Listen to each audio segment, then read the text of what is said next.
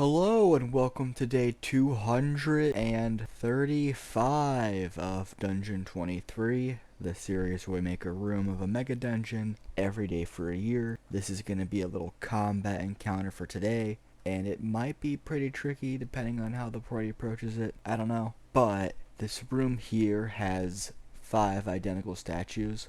Only 4 of them are actually statues, and they have a jeweled quarterstaff, which is worth 200 gold pieces each. And the final statue is an animated statue, which is basically identical to the enchanter stat block found in the monster manual, or maybe Volo's, one of the two.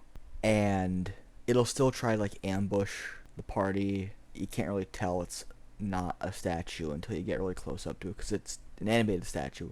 It is a statue, but not really. And it has the gaze ability that the enchanting wizard gets, where they could stun somebody, but again, it only works on one target, and it requires concentration, and it requires an action to maintain, so it's probably not going to be even done. It does have some pretty high level spells. It's like a 5th level spellcaster in that it could cast 5th level spells, or even 6th level spells maybe. I think those dominate monster, but not like it's of 5th level, which is a problem I have with the way it describes what level a caster is. It just say 9th level for a thing that could cast level 9 spells, because you already have it, so spells levels are different from player levels, or character levels rather. It's just really confusing to have it swap back and forth, but none of that matters really. Just know that it could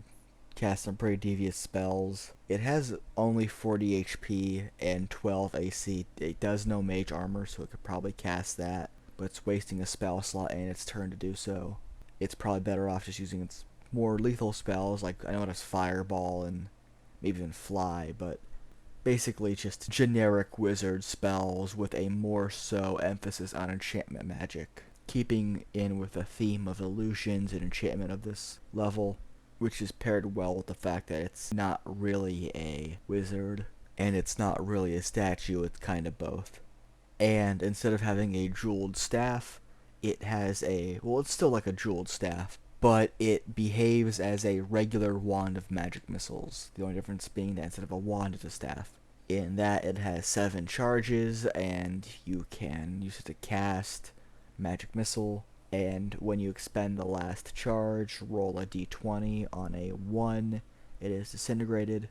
But that rarely comes up because most people know about that, and it's revealed with Identify, and most people usually forget about it anyway.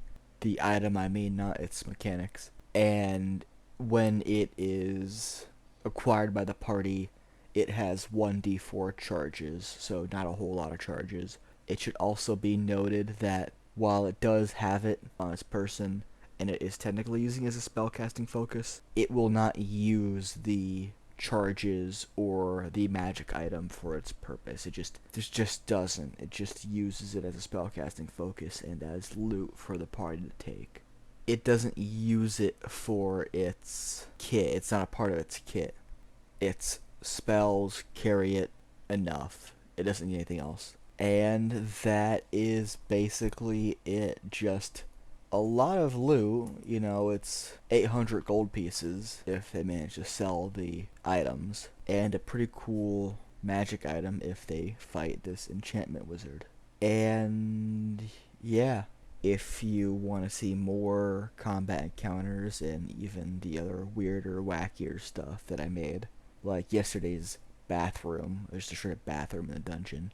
If you want to see more of that stuff, then consider subscribing to the channel and turning on notifications, or just coming back tomorrow because the daily series, obviously, day 235.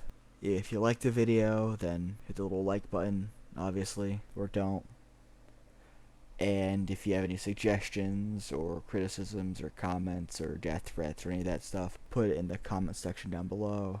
And yeah. So thanks for watching and or listening. I apologize for the poor quality. It's not going to get any better.